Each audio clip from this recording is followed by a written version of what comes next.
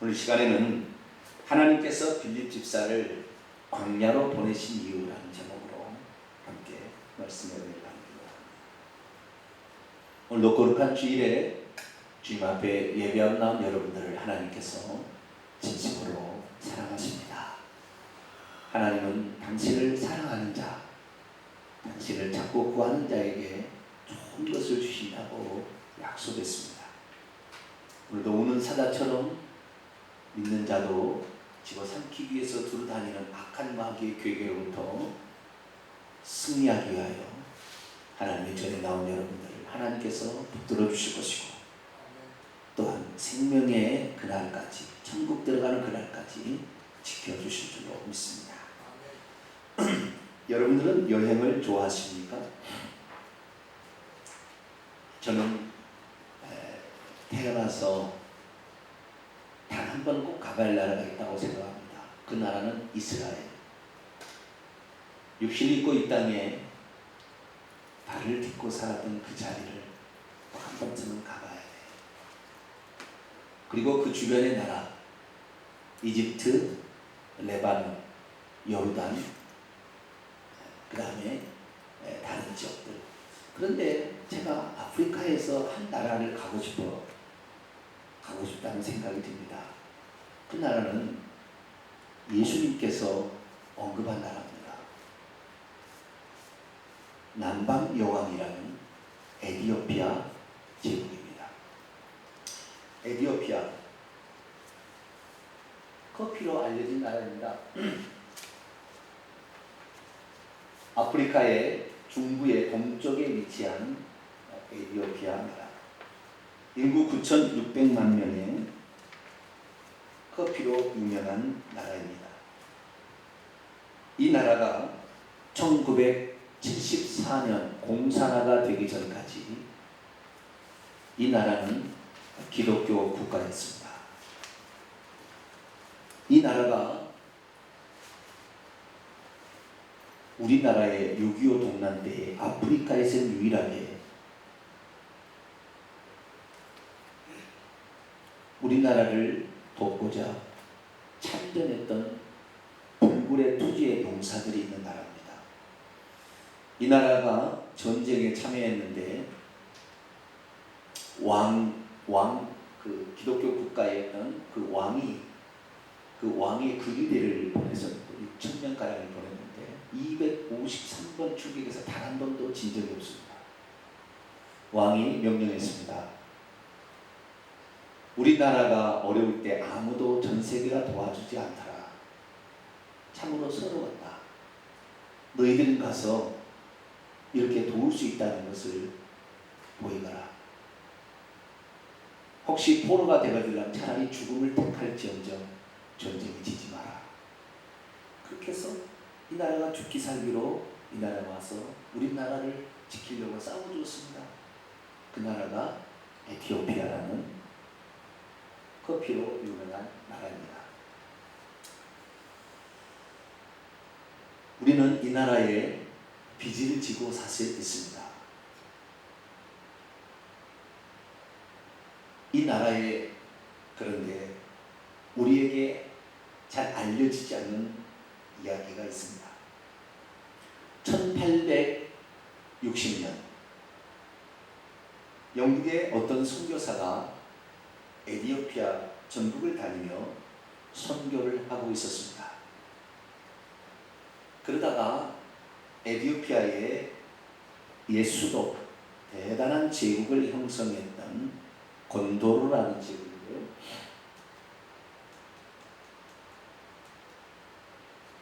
에티오피아의 지금 수도는 여기가 수도입니다.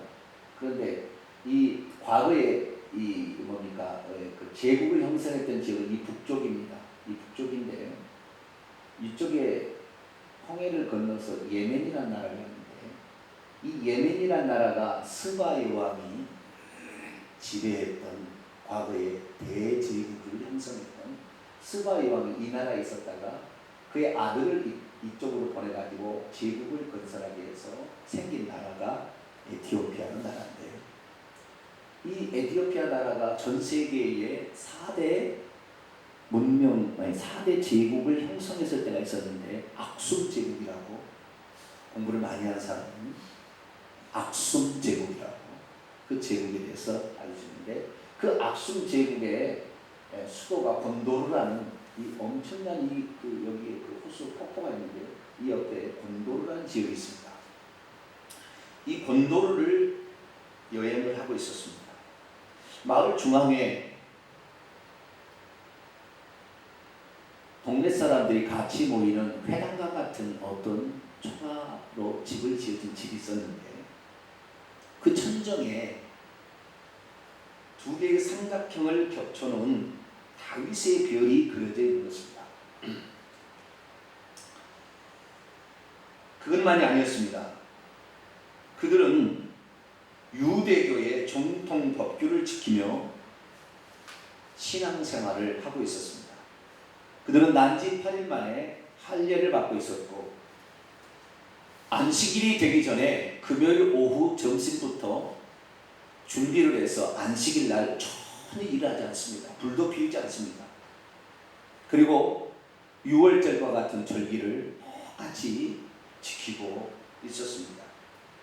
너무나 놀란 영국 선교사들은 어째서 이곳에 다윗의 별이 그려져 있고 당신들 안식일을 지키며 할례를 해가고 절기를 지킵니까? 라고 물어봤더니 그들이 우리는 유대인입니다 라고 대답을 하는 것이었어요. 놀란 영국 선교사가 나도 사실은 유대인입니다.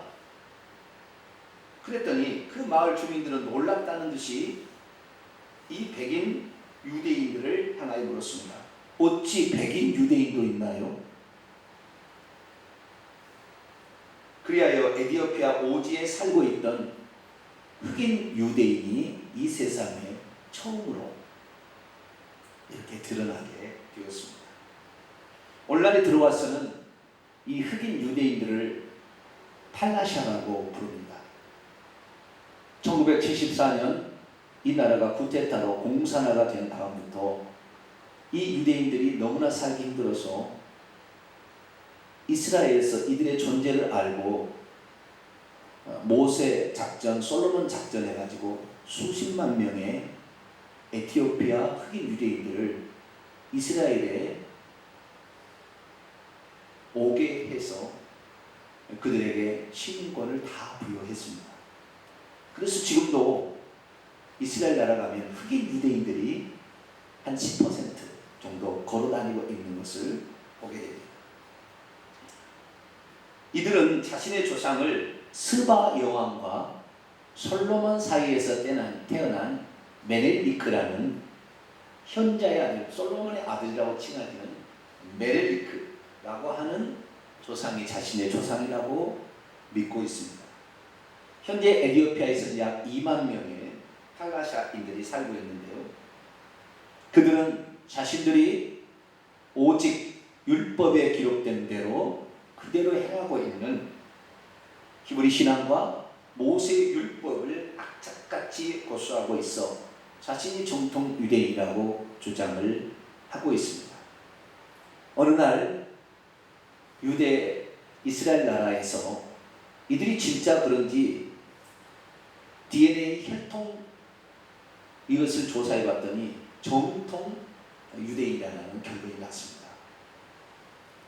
그래서 오늘날에 유대인의 후예로 불려지는 이 팔라샤, 이 이야기가 오래전부터 삼국유사처럼 그들의 민족에게 전해지고 있습니다.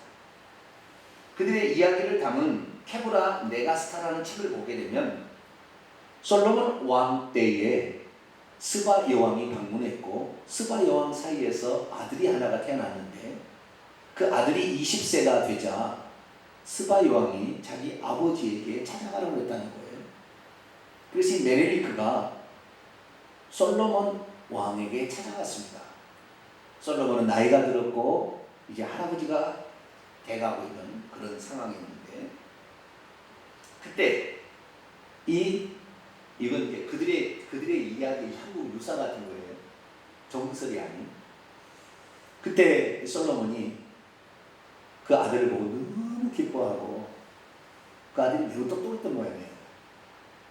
사실 나중에 솔로몬이 그의 아들 르호보암에게 넘길 때 그렇게 탐탁지 않았었거든요. 그래서 이 아들에게 왕위를 넘겨주겠다고 말을 했다는 거죠. 그러자 나는 내가 다스릴 나라가 있으니까 괜찮다고 말씀을 드리고 만나고 돌아오는데, 그러면 너 혼자 살아가게 여호와 하나님 신앙을 지키기가 쉽지 않으니까 내가 여호와 하나님 신앙을 지킬 수 있도록 제사장과 청년들을 뽑아서 너에게 붙여주겠다 해서 각 지파마다 1000명씩의 사람들을 뽑아서 12,000명의 사람들을 그에게 붙여줬다는 거예요. 그래서 이 메네리크가 와서 예멘이 아닌 오늘날의 에티오피아 지역,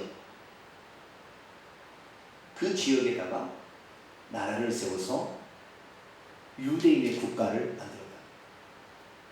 그래서 그때 이 하나님은 성전에 성막이 있어야 된다고 하면서 이 성막을 법궤를 줬다는 거예요.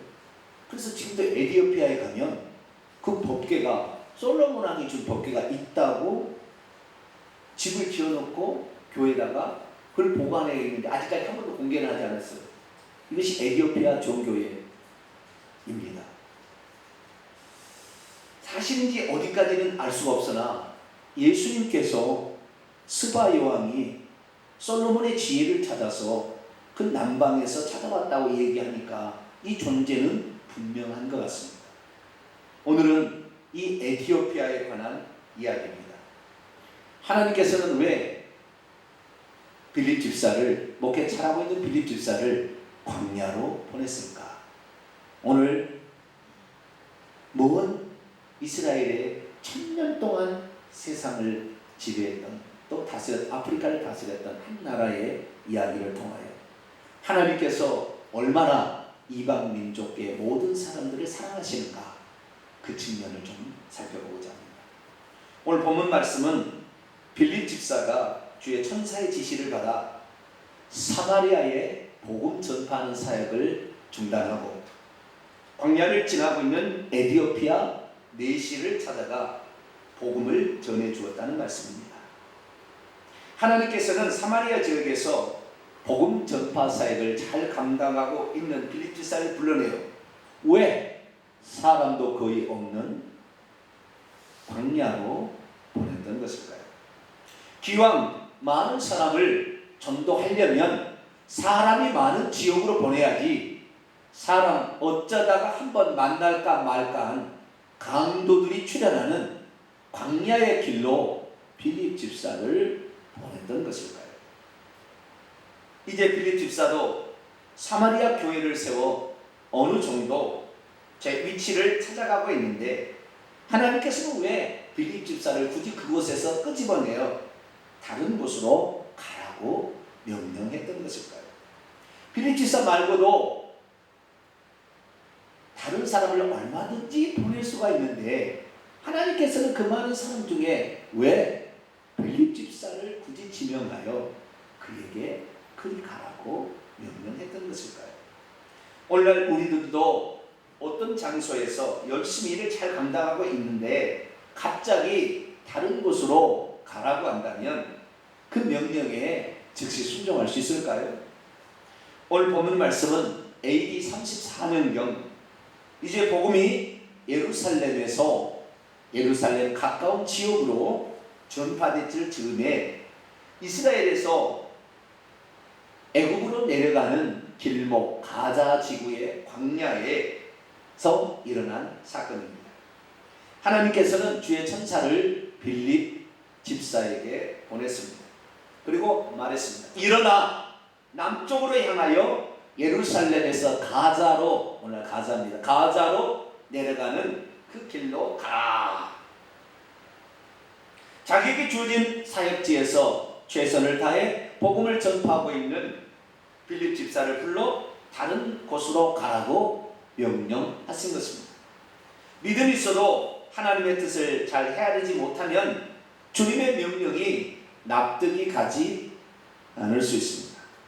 믿음이 있어도 모든 사람을 구원하기 위한 하나님의 예정과 섭리를 모른다면 하나님의 뜻을 거역할 수가 있습니다.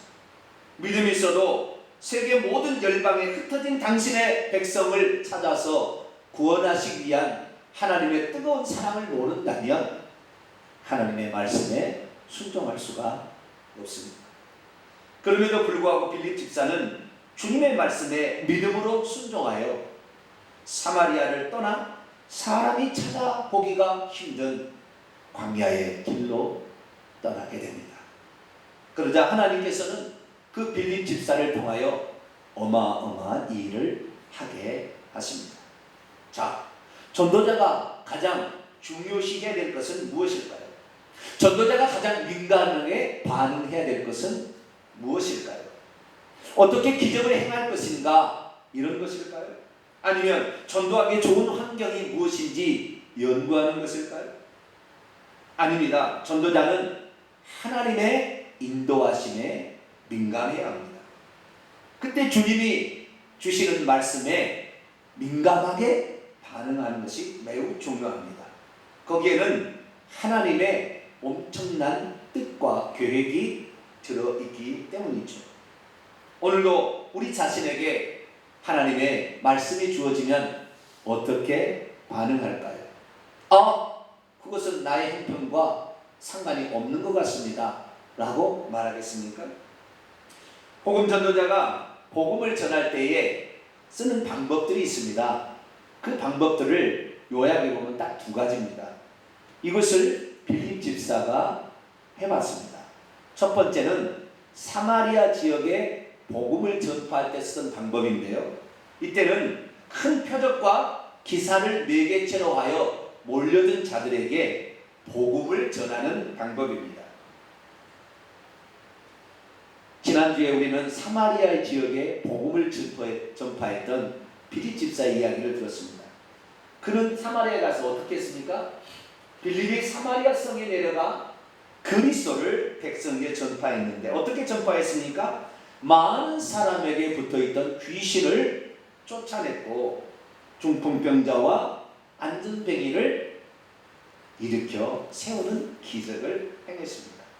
그렇다면 빌립 집사가 과거에도 이런 치유와 기적을 행하는 사람이었을까요? 천만에요. 그는 기적이나 표적을 행하는 사람이 아니었습니다. 그런데 빌립 집사가 사마리아 지역에 하나님의 뜻에 따라 사마리아 지역에 갔을 때에 그가 복음을 증거하면서 자신의 어떠한 그 성령의 지시로 사람에게 안수를 하거나 명령을 했을 때 귀신이 떠나가고 병든 자가 고침받은 거예요. 왜 그랬을까요? 거기에는 거짓 예언자 마술사 시몬이 있어서 거짓 표적과 기적, 귀신의 능력을 힘입어서 그 행위를 행하고 있어서 사람들을 미혹하고 있는 마술사 시몬이 있었기 때문에 마술사 시몬보다는 더 강력한 능력이 나타나야 사람들이 관심을 갖기 때문에 빌립 집사에게 그것을 허락하는 것입니다. 그래서 빌립 집사는 그곳에서 표적과 기적, 축사를 통하여 복음을 전파했죠. 그러나 복음을 전파하는 또 다른 방법이 하나 있습니다. 그것은 하나님의 말씀을 풀어서 설명해 주는 방법입니다. 이것은 오늘 빌립 집사가 광야 가자길에서 에디오피아 내시를 전도하는 방법에 속합니다. 빌립 집사가 사마리아 교회에서 주의 일을 열심히 감당하고 있을 때 주의 천사가 나타나서 그에게 말했습니다. 결국 빌립 집사는 천사의 지시를 받고 광야로 갔죠. 그랬더니 거기에는 행차하고 있는 한 무리의 사람들이 있었습니다. 그들은 에디오피아 사람 곧 에디오피아 여왕 간다게의 모든 재정을 맡은 신하 최고 관리가 마차를 타고 호의를 받으며 고국인 에디오피아로 내려가고 있었습니다. 이 사람은 지금 에디오피아의 유대인으로서 예루살렘에 올라가 유월절을 지키고 자기 나라로 돌아가고 있는 중이었습니다.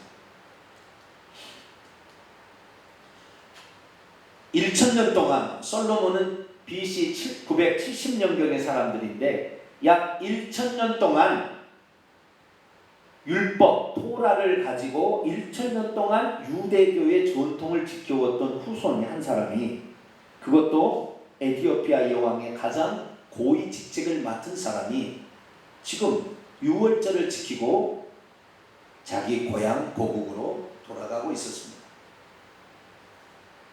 얼마나 신앙심이 강했던지 고국으로 내려가면서 마차에서도 성경을 읽고 있는 거예요. 빌립 집사가 그 마차에게 있는 곳으로 갔을 때 성령이 말씀하십니다. 가까이 나아가라. 그래서 가까이 가서 보니까 이사야서 성경 말씀을 읽고 있는 거예요. 그때 빌립 집사가 그 에티오피아 내시에게 말했습니다. 당신이 그 읽는 것이 무슨 말씀인지 깨닫느뇨? 그랬을 때 그가 말했습니다. 지도해 주는 사람이 없으니 이 말씀이 무슨 뜻인지 어떻게 알 수 있겠습니까? 혹시 당신이 이 말씀이 무슨 뜻인지 아십니까? 우선 이리 올라오시오. 그래서 이 빌립 집사가 마차를 같이 타게 되었습니다.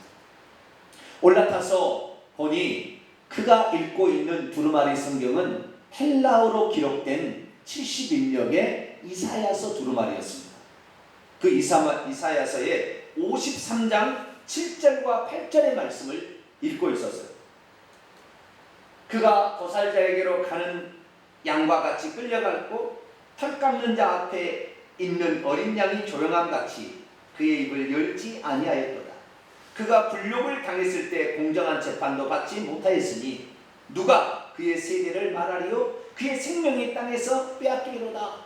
예수님께서 인류의 죄를 지시고 변명하지 아니하시고 인류의 죄를 지시고 침묵하시며 죽어가고 있으나 이분은 죄가 없는 분이라는 사실에 대해서 증거하고 있는 이사야서 예언의 말씀을 읽고 있습니다. 그때 이 에티오피아 내시가 이 본문에 지금 등장하고 있는 그가 누구입니까? 이사야 선지자를 가리킵니까? 아니면 다른 사람을 가리킵니까? 물어봤습니다. 이 그는 바로 도살자에게로 끌려가는 양과 같이 털 깎는 자에게 있는 어린 양과 같은 우리 주 예수 그리스도 메시아에 관한 예언입니다.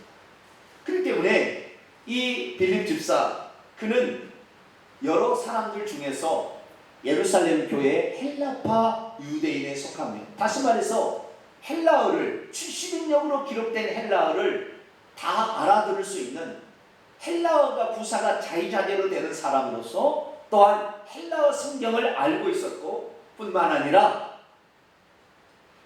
헬라어의 구약 성경에 기록된 메시아가 누군지를 잘 공부했던 사람이기 때문에 즉시 그 에티오피아 내시에게 이 말씀이 무슨 뜻인지 설명해 줄 수가 있었다는 거예요.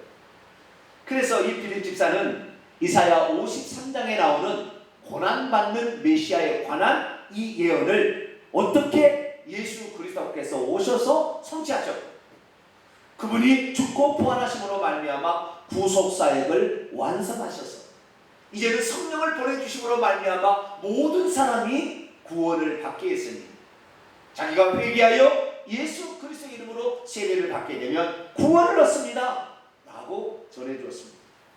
그랬더니 이 에티오피아 내시가 말합니다. 여보시오, 나에게 세례를 베풀어 주지 않겠소? 내가 우리 조상이 1000년 동안 기다려온 메시아를 당신이 소개해 줬으니 나도 그 메시아를 믿고 구원받고 싶소. 빌립 집사는 마차를 타고 가다가 길가에 있는 물 웅덩이를 발견하게 되고 그 물 웅덩이에 내려가서 그 흑인 유대인이었던 에티오피아 여왕 고위 관리에게 세례를 베풀게 되었습니다.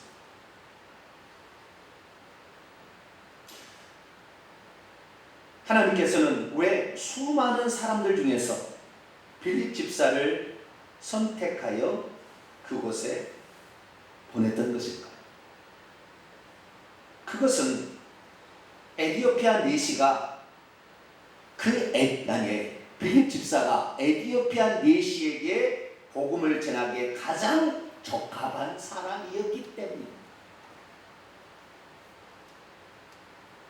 빌립 집사는 이방 지역에서 살다가 예루살렘에 온 사람으로서 헬라파 유대인이었기 때문에 헬라어에 능통한 사람이었습니다. 만약에 이 에디오피아 내시가 헬라어로 기록된 구약 성경을 읽지 아니하고 히브리어로 기록된 구약 성경을 읽고 있었다 한다면 빌립 집사는 별 도움이 안 됐을 것입니다. 그러나 빌립 집사는 잘할 수 있는 것이 뭐였느냐? 그는 헬라어를 잘 구사할 줄 알았던 것인데 지나가다가 듣고 보니 헬라어로 된 구약 성경을 읽고 있었기 때문에 즉시 그 말이 무슨 뜻인지를 설명해 줄 수가 있었던 것입니다.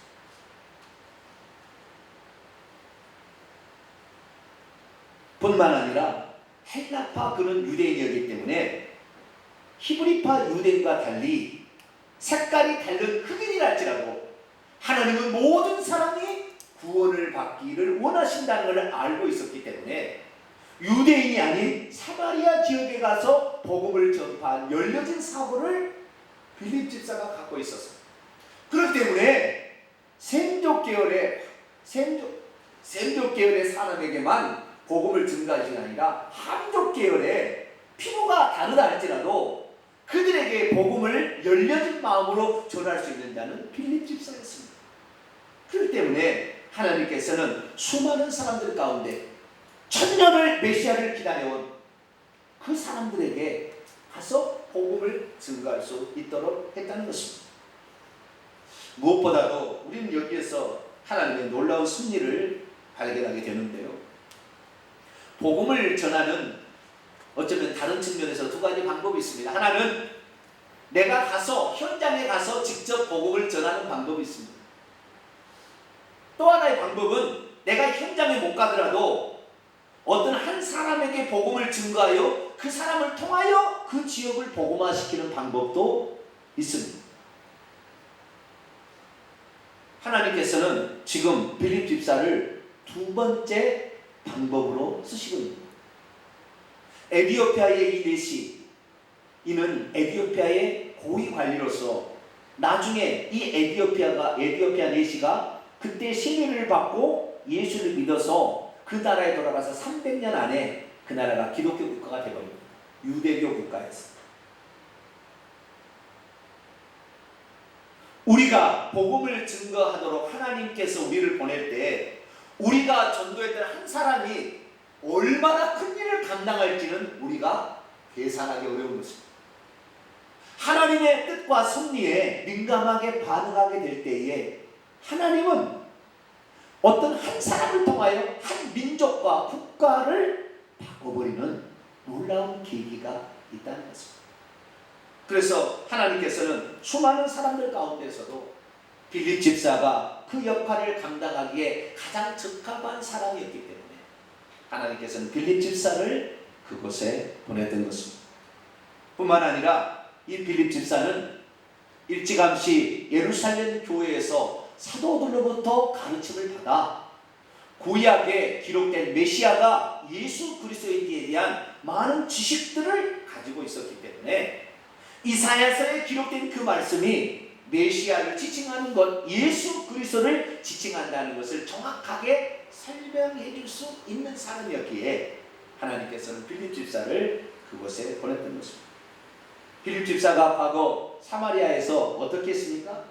사마리아 지역에 가서 8장 5절에 보면 사마리아 성에 들어가 그 그리스도를 그 메시아, 구약 성경에 기록된 바로 그 메시아를 사마리아 성 사람들에게 증거했다.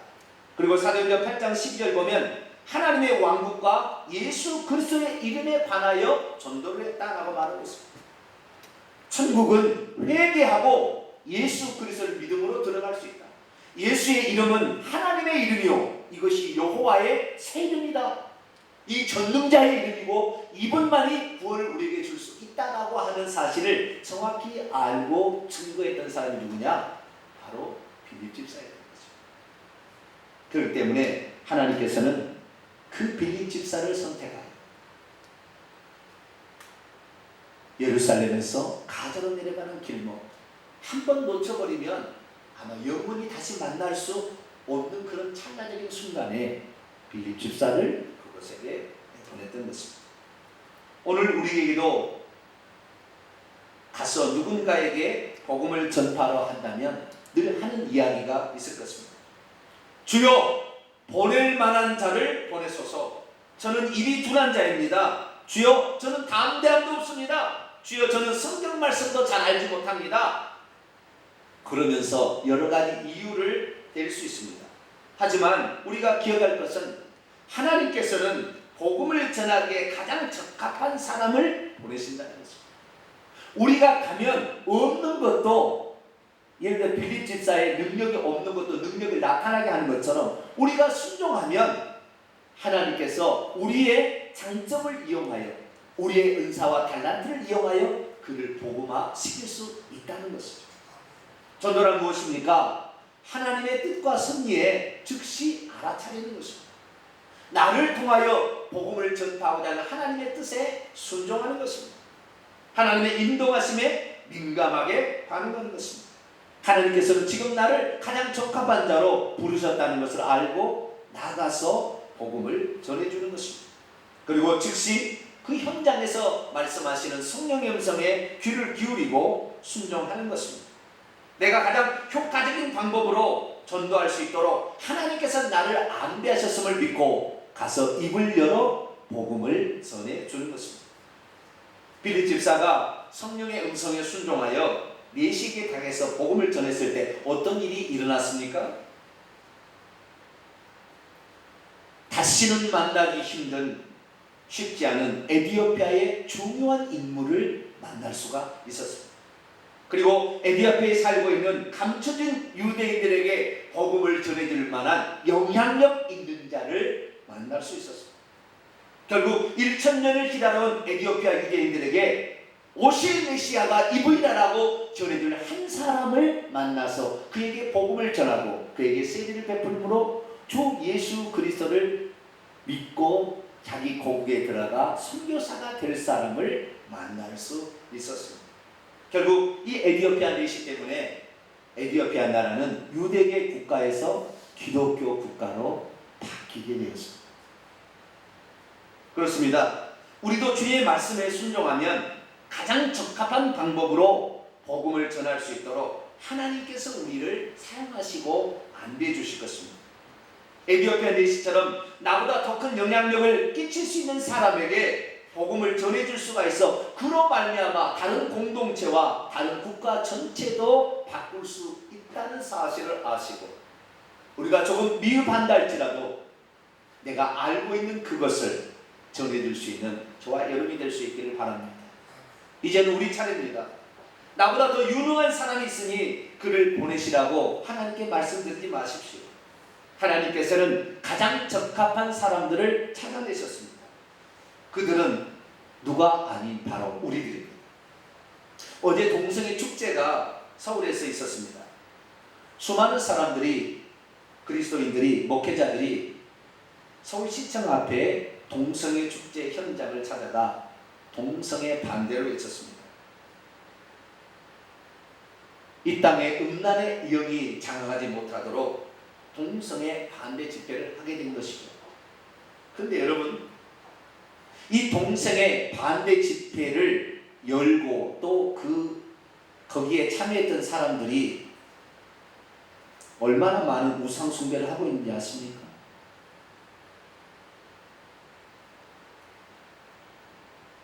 육적으로 음란한 짓만 하는 사람만 잘못되었습니까? 아니면 영적으로 음란한 짓을 하고 있는 사람도 잘못되었습니까? 우리는 안과 밖에 있는 모든 음란의 영을 제거해야 되는데 육체적으로 그들은 음란한 죄를 범하고 있지만 지금 믿는 자들 가운데 추도예배, 장례예배 드려서 영적으로 음란죄를 저지른, 영적 가늠죄를 저지른 사람이 얼마나 많습니까? 그러나 그 사실을 그들이 알고 있습니까? 동성애 반대를 아무리 외쳐도 그들이 지옥에 떨어진다면 그들의 행위는 헛수고일 겁니다. 그렇기 때문에 우리는 사실 우리 교회는 엄청난 영적 비밀을 지금 알고 있는 거예요. 예수 그리스도를 믿기만 하면 구원받는다 다 생각하는 사람들이 지금 동성애 반대를 외치고 있어요. 그들이 아무리 동성애 반대를 외쳐봤자 그들의 영혼이 천국 갈지 걱정입니다. 왜요?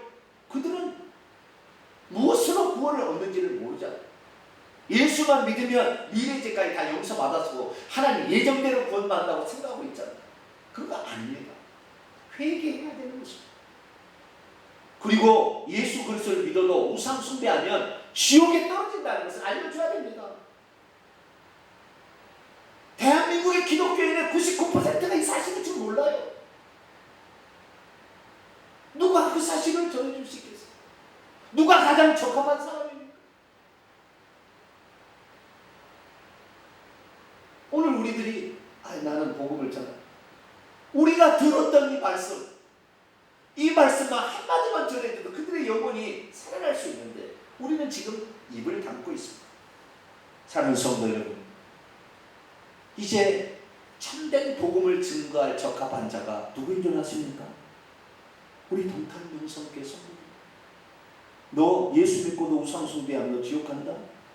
너 예수 믿고도 회개하면 너 지옥 간다. 얘기해 줄 수 있어야 합니다. 그 사실을 모르니까요. 그래서 얼마나 많은 사람이 지금 지옥에 떨어지고 있습니다. 우리가 우리 자신을 다시 돌아갈 때 주여 보낼 만한 자를 보내소서 그렇게 말할 때가 있는데 내가 바로 그 놀라운 사실을 천국에 들어가고 마느냐는 영적 비밀을 전해줄 수 있는 가장 적합한 자가 바로 나라는 사실. 왜 가만히 있습니까? 이제 우리가 전해줘요. 동성애 반대, 육적인 음란의 영을 추구한다고 그들을 반대할 것이 아니라 그들의 영혼도 잘못되었어요. 이제는 우리가 일어나서 가야 돼. 에디오피아 넷이 1000년을 기다린 민족에게 복음을 증거할 때였습니다. 지금 2000년 동안 복음이 증거되어 있는데 칼빈주의의 어거스틴에 의해서 잘못된 구원론이 있다가요. 지금 하나님의 백성들이 다 지옥에 떨어지고 있습니다. 이제는 참된 복음을 증거해 줘야 할 때가 됐습니다. 누가요? 우리가 가장 적합한 다른 사람이 아니었습니다. 이제 하나님의 음성의 귀를 기울이시고 이제 우리도 나가서 이 천국 복음을 세상에 꼭 전하는 저와 여러분 되시기를 간절히 바랍니다. 거룩하신 하나님,